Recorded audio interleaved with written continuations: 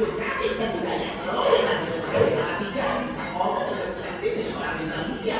Lo yang sudah dari toko Palembang bisa menikmati konten dari kreator di Bolivia. Setiap daerah dan negara punya budaya dan etika sendiri. Kita nggak bisa tuh samain kebiasaan kita sehari-hari dengan kebiasaan orang di luar sana. Sayangnya kita sering lupa seolah-olah semua orang yang ada di internet mengandung budaya yang sama dengan kita. Spanyol misalnya ada budaya siesta atau budaya Indonesia. Nah, nggak mungkin loh kalau yang orang Spanyol posting tentang kegiatan Indonesia terus kita bilang mereka itu malas. Jangankan anak budaya, mereka personal aja kita manusia tuh banyak bedanya. Untuk kelihatannya mungkin menurut kita biasa aja, mungkin bikin orang lain di luar sana bisa makan 3 hari tanpa bayar tiket. Makanya perlu banyak pertimbangan juga sebelum memposting sesuatu di media digital. So, itulah etiket atau etiket berinternet. Ada tertulis memang harus perlu diketahui dan dijelaskan jika media digital jadi bagian sehat buat berkreasi dan berkomunikasi.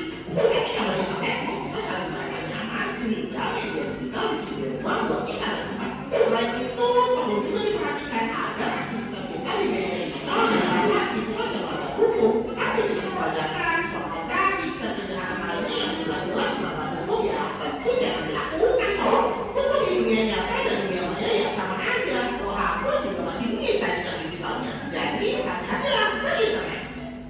Yuk pahami etika di internet.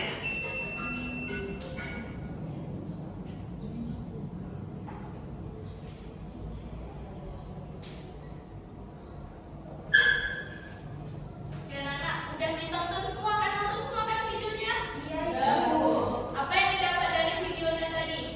Coba siapa satu orang yang mau sampaikan? Oke, Suci boleh? Kalau dari video tadi Bu, kita harus bijak dalam menggunakan sosial media, di mana kita harus hati-hati dalam penggunaannya, baik kita mau posting ataupun itu kita kalau mau nonton media sosial. Oke, baik. Pinter. Bukan untuk Suci dulu. Selanjutnya kita bakal cari tahu. Kan kita udah tahu juga nih, kalau kita pakai media sosial kita harus lebih bijak. Nanti kita bisa dipenjara kan kalau salah-salah kan kata videonya tadi. Nah, kita lihat apa dampak positif dan juga dampak negatifnya. Untuk dampak positif siapa mau baca? Oke, Puan, silakan. Dampak positif sosial media yang pertama ada tempat mudah menyimpan foto dan video, mudah mencari informasi, mudah berinteraksi dan komunikasi, sarana pembelajaran, sarana berbisnis, dan juga sarana hiburan. Oke, Puan, aku mau nanya, aplikasi apa sih yang bisa kita untuk menyimpan foto dan video di media sosial? Instagram bisa Bu. Oke, pinter. Selanjutnya, Talita, aplikasi apa untuk kita bisa menjadi sarana berbisnis? TikTok, iya. Video kita, sarana untuk hiburan sosial medianya apa? Satu aja. YouTube. Oke, bagus. Jadi, dampak positif dari media sosial kita gunakan sebenarnya banyak anak-anak. Kita jadi bisa berbelanja kan di TikTok Shop kan? Iya. Kita tadi. Selanjutnya kita mudah mencari informasi. Misalnya kita ingin cari informasi apa? Cara untuk rumus matematika yang kita nggak ketahui, kita tuh bisa cari di TikTok atau di YouTube. Tutorialnya gimana? Keluar kan? Selanjutnya mudah berinteraksi dan komunikasi. Misalnya kita punya saudara yang tinggal di Australia. Kita bisa berkomunikasi pakai apa? WA. Selanjutnya apa lagi? Instagram. Iya, pakai Messenger juga bisa. Jadi itu akan mempermudah kita. Baru menjadi sarana pembelajaran. Kita bisa banyak dapat ilmu juga dari media sosial tersebut. Selanjutnya untuk berbisnis seperti tadi yang disebutkan dan juga menjadi sarana hiburan kita.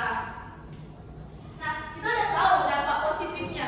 Tentunya ada dampak negatif. Ada yang mau tebak dampak negatifnya apa? Sakit mata, Bu. Sakit mata kebanyakan main HP ya. Melalaikan waktu.